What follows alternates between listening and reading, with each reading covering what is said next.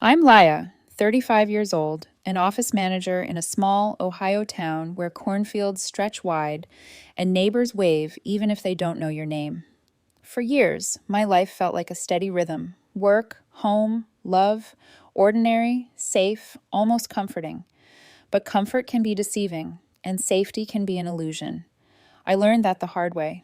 Now, I live with my mom in a quiet condo that feels like a sanctuary, but getting here took everything breaking apart first. The story begins with Henry, my husband of 9 years.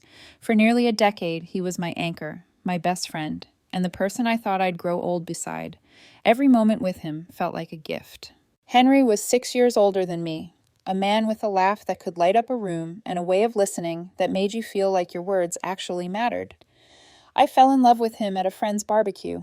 He spilled mustard on my favorite sundress, then spent the rest of the night apologizing with a sheepish grin.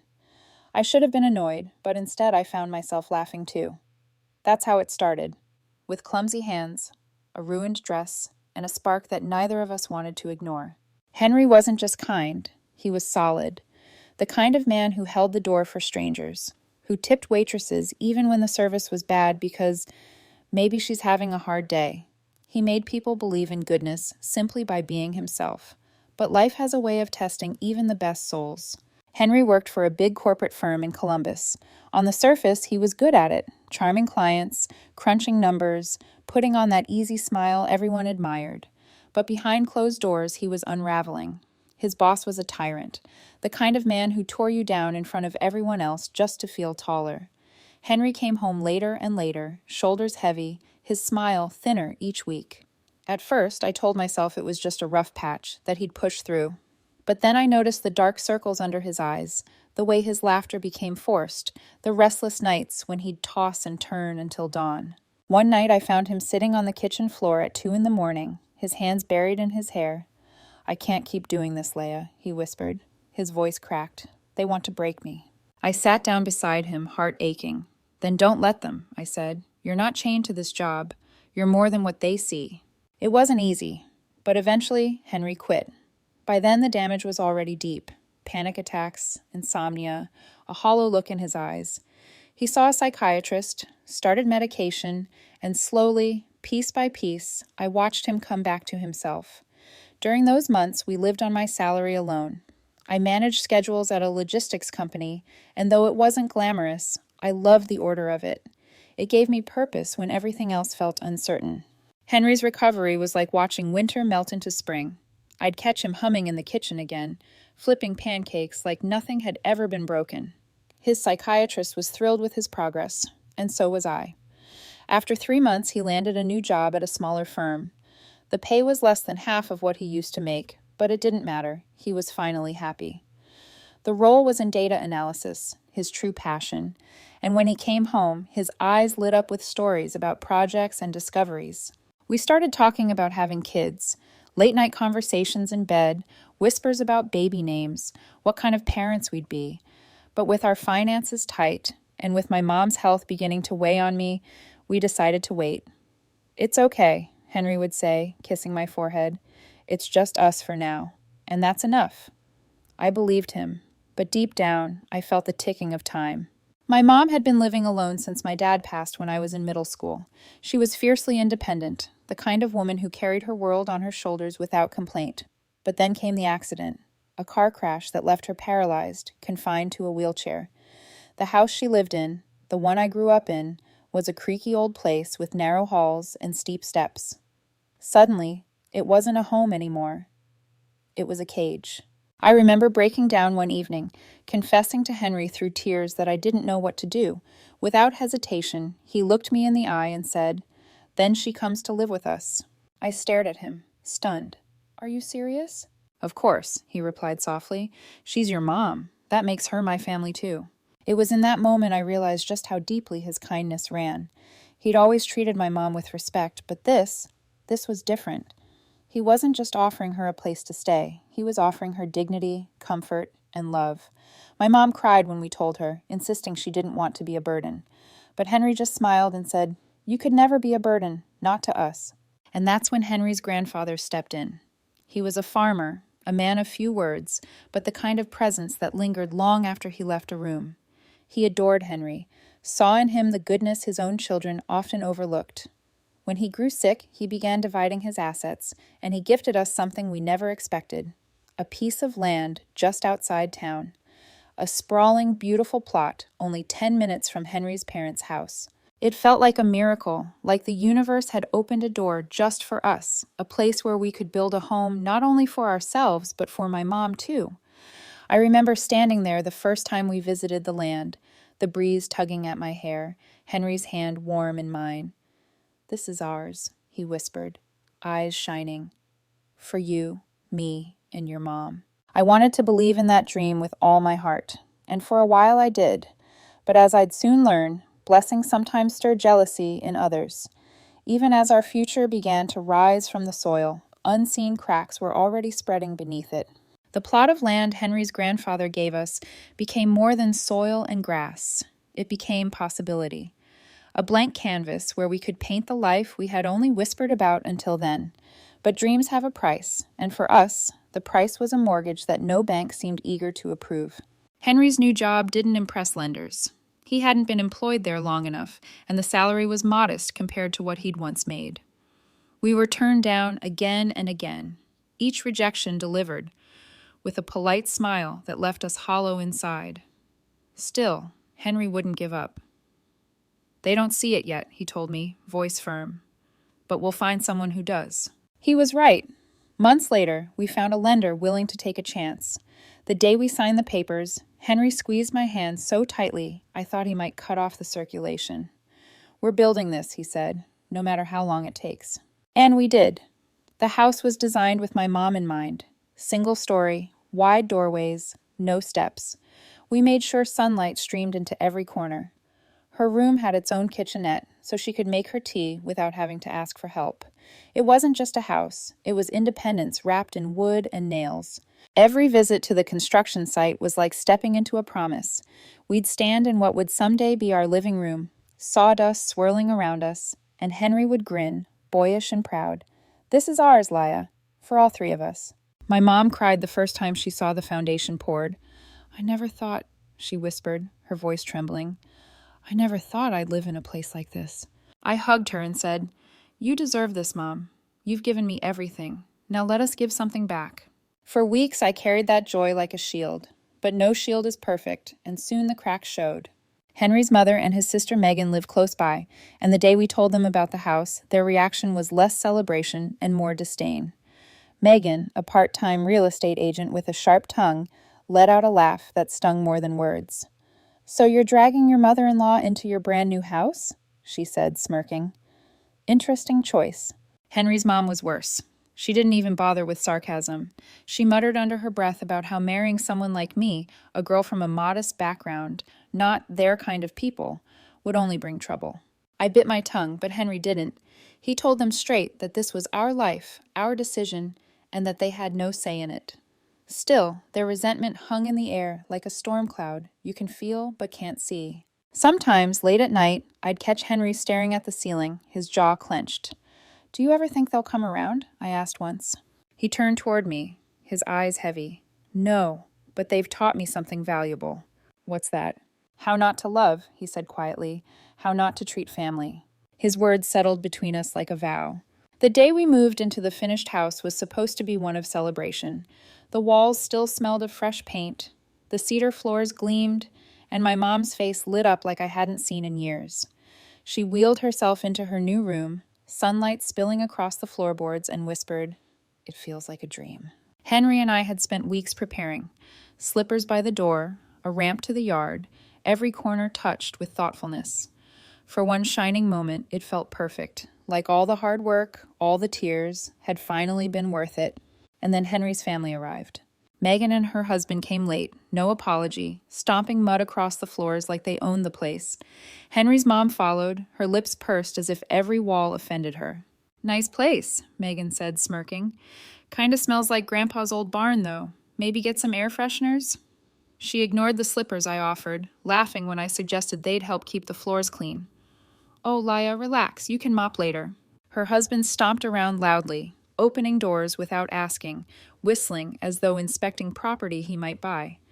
My stomach twisted, but I swallowed the anger, trying to hold on to the fragile joy of the day. Then Henry's mother walked straight into my mom's room. She looked around, her eyes narrowing at the kitchenette, the wide windows. "I'll take this room," she said sharply. "Why does she get the best spot?" The words hung heavy. My mom froze, her hands trembling on her lap. Before I could say anything, Henry's mom turned toward her and sneered. "Bet you're glad you had that accident, huh? Got you out of that dump you lived in and into this palace. Talk about luck." My mom's face crumpled. Tears welled in her eyes, her voice too small to defend herself. I felt rage rising in me like fire, but Henry spoke first. He stepped between them, his voice steady but blazing with fury. "What the hell did you just say?" The room went still. Henry's mother flinched, but Megan rolled her eyes, tossing her hair. "Wow, Henry, way to make us feel welcome. You build a house, and suddenly you're king of the world." "This is Grandpa's land, you know," Megan's husband added with a smirk. "Practically ours, too." Henry didn't flinch. "No, this is our home, and you don't get to insult my wife or her mother here, not ever." But they weren't done. His mother's eyes narrowed, and she pointed straight at me. "You're the problem, Leia. You always have been. My son's stuck taking care of your crippled mom because of you. You're a curse." My breath caught, my vision blurred. The words cut deeper than I thought possible, but Henry's voice was like steel. "Enough," he snapped. "You think her accident was lucky? You call my wife a curse? You should be ashamed. Get out." For a moment, no one moved. Then Megan scoffed, muttering something under her breath, and stormed out with her husband. Henry's mom followed, her face twisted with contempt. Silence filled the house after they left. My mom whispered, "I'm sorry. I ruined the day." Henry knelt beside her, taking her hand. "No," he said firmly. "This is your home. You don't owe them anything." That night, I lay in bed with Henry's arm around me. I wanted to hold on to the warmth of his love, but all I could feel was dread. His family lived just down the road, and this was only the beginning. For a while after that disastrous housewarming, we tried to settle into a rhythm. My mom was smiling again, tending to the herb garden we'd built just outside her window. She loved wheeling herself down the ramp into the yard, where the sun soaked her face and the scent of rosemary lingered in the air. Henry and I clung to those simple joys. Movie nights with bowls of popcorn, slow dances in the kitchen when a song came on the radio, whispers of baby names we kept tucked away like secrets. In those quiet hours, it was easy to forget the venom his family had poured into our home. But peace never lasts long when bitterness lives just down the road. Megan and Henry's mother didn't stop at insults. They started spreading whispers in town. Little digs dropped into conversations at church or the grocery store. "Did you hear Henry gave up a 6-figure job just to babysit his crippled mother-in-law?" Megan would sneer. Or, "Poor Henry, such potential wasted on the wrong woman." His mother would sigh dramatically. Word always found its way back to me. I told myself to ignore it, but every time I overheard the pity in a neighbor's voice or saw someone glance at my mom's wheelchair too long, it chipped away at me. Henry saw it too. He'd come home some evenings with his fists clenched, his jaw tight.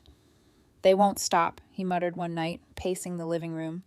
"It's not enough to hate you. They want everyone else to hate you too." "Let them talk," I whispered, though my voice wavered. "We know the truth." But even as I said it, I could feel doubt creeping in, because poison doesn't need to be true to work. It just needs to be repeated. The turning point came one Sunday afternoon. We'd invited a few close friends over for lunch. Nothing fancy. Sandwiches, iced tea, laughter filling the house. For once, it felt normal. Happy. Until Megan showed up uninvited. She swept into the kitchen like she owned it, her heels clacking against the floor, her smile too sharp. "Well, well, quite the party," she said loudly, her eyes darting around the table. "Guess we didn't make the guest list." Henry's face darkened. "Megan, this isn't the time." "Oh, but it is," she shot back, pulling out a chair without asking. She sat down, crossing her legs, and leaned forward. "You think you can just erase us from your life? From Grandpa's land? You think building this house makes you better than us?" The room went quiet. Our friends exchanged nervous glances, clearly uncomfortable, but no one moved. Henry leaned across the table, his voice low and dangerous. "Leave. Now." But Megan only smirked. "Not until everyone here knows the truth. Mom says Laya's milking you dry, that you're stuck raising her crippled mother because she can't take care of her own family. She says—" "Stop!" My voice cracked like glass. Everyone turned toward me. My hands were trembling, but my anger burned hot. You don't get to talk about my mother like that. Not here. Not ever. For a moment, Megan faltered, caught off guard by the fire in my tone. But then she laughed. Sharp. Cruel. Look at you. Pretending to be strong. But we all know you're nothing but dead weight around Henry's neck. Henry slammed his hand down on the table, the plates rattling. Enough, Megan. You don't get to come into my home and insult my wife. You don't get to spread your poison here. Get out. Something flickered in her eyes then. Anger, but also fear. She stood abruptly, muttered something about us being ungrateful, and stormed out. The slam of the front door echoed through the walls. Our friends sat frozen, unsure what to say. My mom, silent until then, spoke softly. Don't let them take your peace. But peace was already gone. That night, Henry held me close as I cried. They'll never stop, will they? I whispered into his chest. No, he admitted, but I'll protect you, always. He meant it. I knew he did. But as I lay awake long after he drifted off, staring at the shadows stretching across the ceiling, a cold thought wormed its way into me. Love can only shield you for so long. And in the darkness, I felt the first chill of something I couldn't yet name, something heavy, something waiting. The weeks that followed were quieter, though the silence felt uneasy. Megan kept her distance after that confrontation, but I knew it wasn't out of respect. It was the silence of someone plotting. Henry tried to distract us from the tension. He threw himself into his new job, his eyes bright again, as he explained projects I barely understood but loved listening to. He hummed while cooking dinner, slipped notes into my work bag. Smile today, beautiful. For a while it felt like maybe, just maybe, life was steadying. But shadows don't always come from outside. Sometimes they bloom from within. It started with headaches. Henry brushed them off at first, blaming stress, long hours at the computer. Then came the dizzy spells. I'd catch him gripping the counter as if the room had tilted beneath his feet. One night, I woke to find him standing in the hall, swaying, his face pale. Henry, I whispered, rushing to steady him. He gave me a strained smile, just got up too fast. But the worry etched into his features told me he didn't believe his own excuse. Then came the day everything shattered. I was at work, sorting through delivery schedules when my phone rang. My mom's number flashed on the screen. Her voice was trembling. Laya, she said, it's Henry. He collapsed at work. You need to get to the hospital. My blood ran cold. The room spun. I barely remember the drive, just the pounding of my heart and the desperate prayers spilling from my lips. Please, God, please let him be okay. Please. When I reached the hospital, the sight of him broke me. Henry lay on the bed, tubes snaking from his arms, machines beeping in a steady rhythm that mocked the silence in the room. His skin looked gray, his lips dry. A doctor approached, words spilling out that I couldn't fully grasp at first. Brain tumor, critical condition. We'll do what we can, but you need to prepare yourself. He may not wake up. It felt like the ground gave way beneath me. I sank into the chair beside him, clutching his hand, whispering his name over and over as if saying it might call him back. We were supposed to see a movie this weekend, Henry, remember? You promised you'd laugh at all the dumb jokes. My mom arrived soon after, wheeled in by a nurse. The moment she saw him, she broke. Her sobs filled the sterile room, pulling my tears free, until we were both clinging to each other, drowning in grief we weren't ready to face. That night, despite every whispered prayer, Henry slipped away. I didn't scream. I didn't even cry at first. I just sat there numb, staring at his face, still and silent, as if the world had stopped making sense. It was like watching the sun fall out of the sky. But the world didn't stop, and soon the door opened. Megan and Henry's mother swept into the room, their presence like ice water poured over open wounds. Megan's eyes flicked to the machines, then to me. What did you do? She hissed. Poison him for the insurance money? Her mother's face twisted with contempt. Bad things always happen around you. You're a jinx. You ruined him. Their voices sliced through me, sharp and merciless. I wanted to scream, to claw back at them with every ounce of fury in my body. But I couldn't move. I was too broken. My mom's hand squeezed mine. Her face was wet with tears, but her voice was steady. Enough, she whispered at them. Enough. But they didn't stop. They turned on their heels, muttering about how Henry had changed, how I had poisoned his loyalty, as if grief gave them license to rewrite his life. By the time they left, the room felt colder, emptier. The funeral came days later, and if I thought their cruelty had reached its peak, I was wrong. Henry's coworkers filled the chapel, sharing stories of his kindness, his humor, the way he'd light up a room. Their tears spoke of how deeply he was loved. But his family, his own blood, they didn't come. When I told them the funeral details, his mother had laughed bitterly. "We're not coming. He chose you and your mother over us." Megan didn't even reply. So I stood by Henry's casket, surrounded by strangers who had become friends, but abandoned by the family who should have mourned him most. I whispered promises into the stillness, promises to keep his memory alive, to carry his love forward, even when the weight of his absence threatened to crush me. And as the coffin lowered, I felt something dark curl inside me. Grief, yes, but also dread, because if they could hate me in life, what would they do to me now that Henry was gone? Coming home after the funeral felt like walking into a fog. My mom and I were drained, our eyes raw from crying, our bodies hollowed out by sorrow. The silence of the house pressed down on us. Every corner whispered of Henry, his jacket still on the chair, his coffee mug by the sink, the faint echo of his laughter lingering in the walls. I wanted to collapse into bed, to bury myself in grief, but something felt off. As we pulled into the driveway, I noticed a light glowing inside the living room. My stomach tightened. "Did we leave that on?" I asked, frowning. My mom shook her head.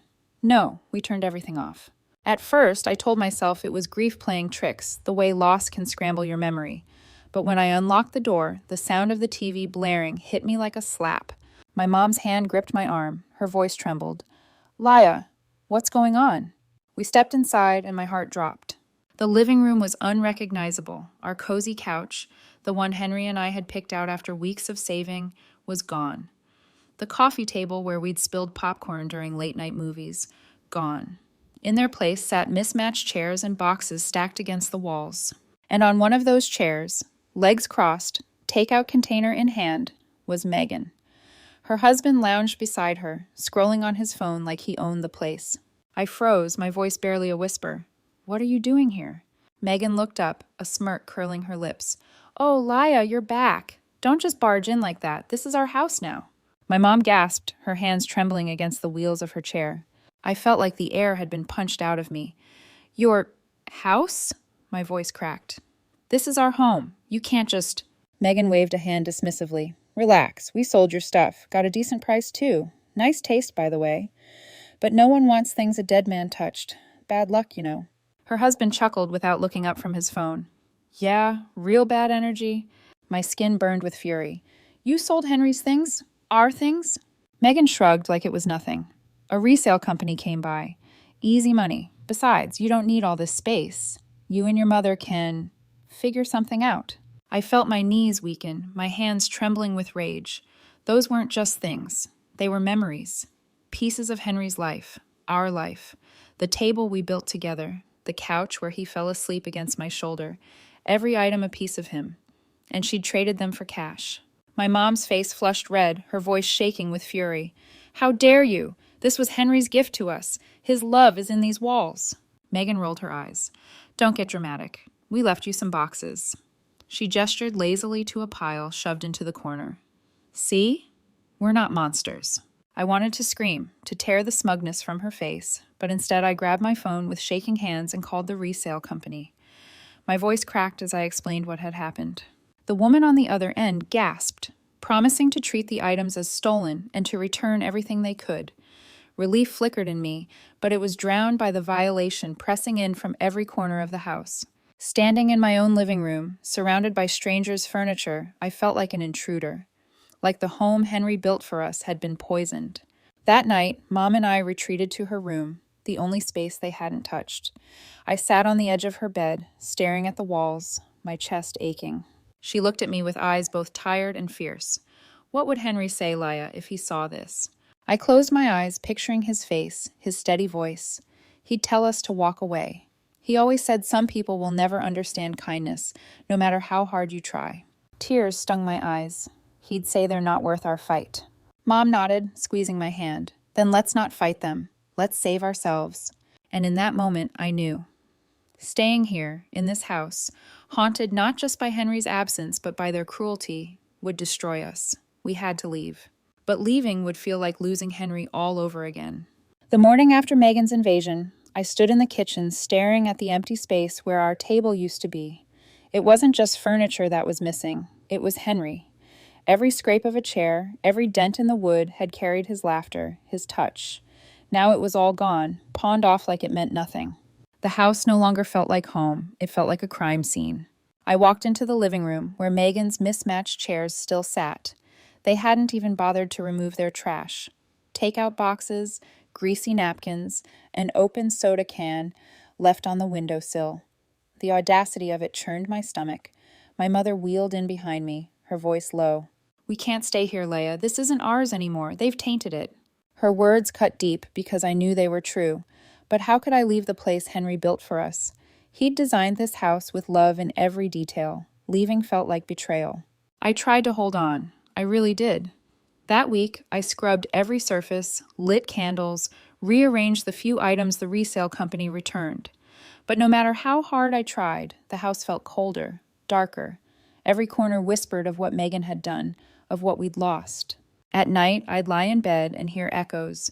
Henry's laughter that wasn't there, the phantom creak of the couch that no longer existed, and beneath it all, Megan's voice replayed in my mind like poison. Bad luck, dead man's things. This is our house now. One evening, after days of restless silence, I turned to my mom. "I can't do it. I can't breathe here anymore." Her eyes softened. "Then don't. Henry wouldn't want you to suffer in these walls. He'd want you to be free." That night, impulsively, I opened my laptop and searched for apartments. Hours later, I found one. A small, accessible unit with wide doorways and a balcony where my mom could sit in the sun. I signed the lease before I could talk myself out of it. 3 days later, we packed what little we had left and moved out.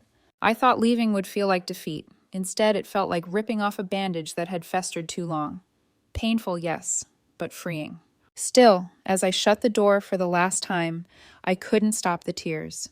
This was the house Henry had dreamed of, the one he promised would be ours forever. Walking away felt like losing him all over again. But grief has a way of sharpening you. On the drive to our new apartment, I made myself a promise. I wouldn't let his family destroy what little peace I had left. Henry had once joked about his multiple life insurance policies. "When I'm gone, you and your mom will be set." At the time, I'd laughed, swatting him for even mentioning such a thing. Now, those policies became our lifeline. They gave us stability, enough to live without begging, without fear. And then there was the mortgage. The house had been in my name only. Henry's job history had made him ineligible. That meant Megan and her mother had no claim. If they wanted to squat there, fine. I stopped paying the bank.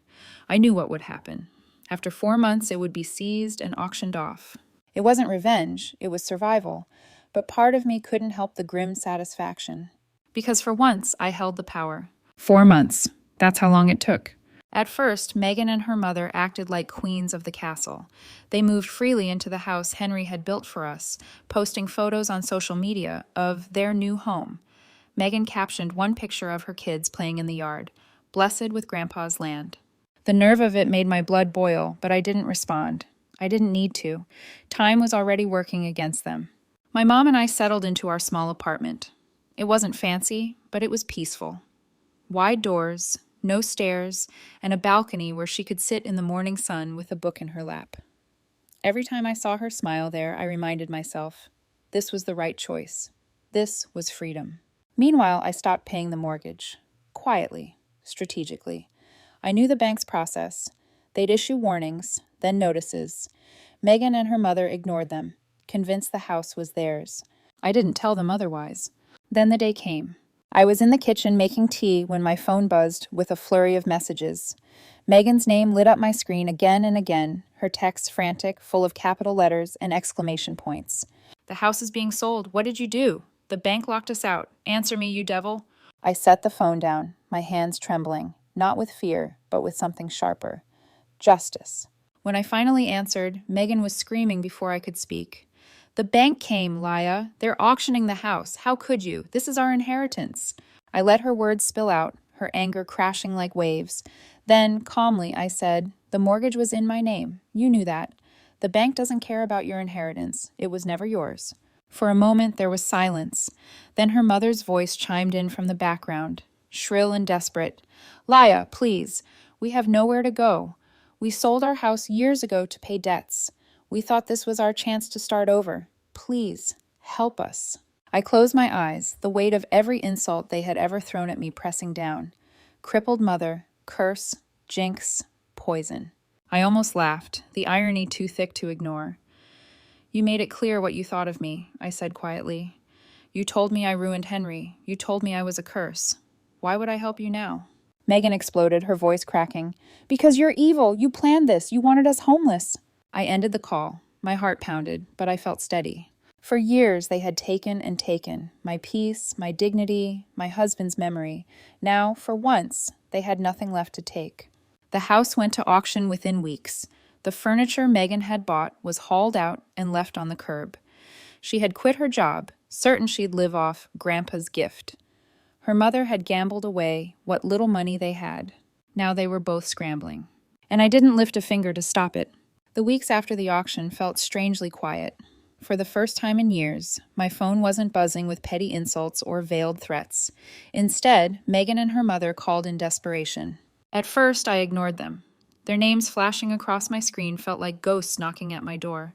But eventually, curiosity, or maybe closure, made me pick up. Megan's voice was raw, frayed at the edges. "Laya, please, we lost everything. The house, the furniture. Mom had to sell her jewelry just to cover rent. And now even that's gone. We don't know what to do." Her mother's voice chimed in behind her, shaky, but practiced in its manipulation. "We were wrong. We said things we didn't mean. You've always been stronger than us. Maybe you can help us start over?" The gall of it nearly made me laugh. These were the same people who had called me a curse, a jinx, a woman who had supposedly destroyed Henry. Now they wanted me to save them. "You want me to fix the mess you made?" I said softly. "No, I won't." The silence on the other end was heavy, thick with disbelief. Then Megan's composure snapped. "You devil!" she shrieked. "You think you've won? You'll pay for this." I hung up, my pulse racing but steady. For once, their rage didn't touch me. It was like watching a storm from behind glass, loud, violent, but unable to reach me. Because by then, I was already building a different future. Henry's life insurance policies had come through, more generous than I ever realized. He had always joked about it, saying, "When I'm gone, you and your mom will be set." I used to swat his arm when he said that, telling him not to tempt fate. Now those policies were the bridge between our grief and our survival. Combined with the proceeds from the bank's auction, we had enough to start fresh. I found us a condo in a secure building, with wide hallways and a spacious balcony where my mom could sip her morning coffee. It wasn't as large as the house Henry built, but every inch of it was ours, safe, untouched. The day we moved in, I unpacked Henry's reclaimed belongings, our couch, our coffee table, the little trinkets we had collected over the years. One by one, they filled the condo, transforming it from an empty space into a sanctuary. As I placed the last photo on the shelf, Henry's smile frozen in time, I whispered, "See, love? You're still taking care of us." Meanwhile, Megan and her mother spiraled. Without the house, they had no safety net. The parking lot Henry's grandfather once left them, sold years ago to cover debts. Megan's husband, tired of the chaos, walked out. Their savings evaporated, their reputation in shreds. They ended up in public housing, surrounded by neighbors who whispered about their late-night arguments and reckless behavior. It was ironic. They had tried to shame me for bringing my disabled mother into a home of love and dignity. Now they were the ones crammed into a space too small for their bitterness, their voices carrying through thin walls for everyone to hear. And I finally was free. Megan's calls grew less frequent after that, not because she had found peace, but because there was nothing left for her to bargain with. No house, no husband, no savings, just the echo of her own rage in a cramped apartment she could barely afford. Word trickled back through town. Neighbors complained about shouting matches in the middle of the night, about Megan and her mother hosting loud barbecues on a balcony, barely big enough for a chair. Someone said the fire department had been called once, sparks flying too close to the building. Another whispered that eviction notices were on the horizon. It was almost surreal. These were the women who once strutted into my home, sneering at my mother's wheelchair, mocking Henry's kindness as weakness. Now, the same neighbors who used to politely nod at them crossed the street to avoid their chaos. I should have felt triumphant, and a part of me did. The bitter part, the part still bleeding from every insult they had carved into me. But another part of me just felt tired. Watching them unravel was like watching people drown while clinging to the very anchors that pulled them under. Their pride, their cruelty, it was eating them alive. Meanwhile, my world was slowly stitching itself back together. The condo was smaller than the house Henry had built, but it was ours in a way that felt purer. Every corner carried a sense of safety, of belonging. The balcony became my mom's sanctuary. She'd sit out there with a cup of coffee, sunlight on her face, her books stacked beside her. Sometimes I'd catch her smiling softly, almost at peace. And me, I began to breathe again, not without pain. Grief doesn't vanish. It lingers, sharp and tender, but it no longer strangled me. I found comfort in the little rituals Henry had loved, cooking his favorite pasta on Fridays, leaving fresh flowers on the table, playing the songs he used to hum in the kitchen. At first it hurt, each memory like a blade, but over time it became a way of keeping him close. One evening, as I watched my mom reading on the balcony, I remembered something Henry once said after a fight with his family. His voice had been weary, but certain. What goes around comes around. At the time, I hadn't believed him. I thought cruelty always won, that good people were doomed to be trampled. But now, watching Megan and her mother collapse under the weight of their own choices, I realized he had been right. Justice doesn't always come loudly. Sometimes it creeps in quietly, like vines through cracks in the wall. And the irony was brutal. They had tried to take everything from me, my dignity, my peace, even my home. And yet here I was, living in light, surrounded by love, while they, who had laughed at my pain, now sat in the shadows of their own making. It was Henry's justice in a way, a justice he didn't live to see, but one I carried for him. Some nights I still wake up reaching for him. My hand finds the empty side of the bed, the silence pressing in like a reminder that he's gone. Grief doesn't follow a straight path. It twists, circles back, catches you off guard in the aisles of grocery stores or in the middle of a song on the radio. But over time, I've learned something. Grief can live beside joy. It doesn't have to destroy it. The condo became more than shelter. It became a haven. Each piece of furniture we reclaimed carried Henry's touch. The couch where he once dozed off with a book. The coffee table marked with the faint ring of his beer bottle. Even the chipped mug he refused to throw away. These weren't just objects. They were proof that love leaves traces you can hold. My mom flourished too. She filled the balcony with potted plants, turning it into a little garden in the sky. Some mornings, I'd find her smiling at the sunrise, her hands wrapped around a warm mug, her shoulders finally free of the heaviness she'd carried for so long. It struck me then, family isn't about who shares your blood. It's about who shares your battles, who defends you when you can't stand, who holds you together when you're breaking. By that measure, Henry was more family than anyone with his last name. And my mom, with her fierce strength, was my anchor. As for Megan and her mother, their downfall continued like a slow-motion collapse. Rumors of eviction circled. Megan's husband left for good, unable to stomach the chaos. Neighbors grew tired of their late-night shouting matches. Their world, once built on arrogance and entitlement, crumbled until nothing was left but bitterness. I didn't need to check in. I didn't need to witness it firsthand. Their fate was no longer my concern. Because my story was no longer about them. It was about carrying Henry forward, about living in a way that honored him. He had stood for kindness, even when it wasn't returned. He had believed in building something good, even when the world pushed back. So I chose to live like that, not by seeking revenge, but by choosing peace, by filling my days with small joys, cooking meals that smelled like love, laughing with my mom until tears rolled down our cheeks, sitting quietly with the memory of him when the nights grew long. Sometimes when the sun dips low and the balcony glows gold, I swear I can feel him there. Not as a ghost, not as sorrow, but as warmth.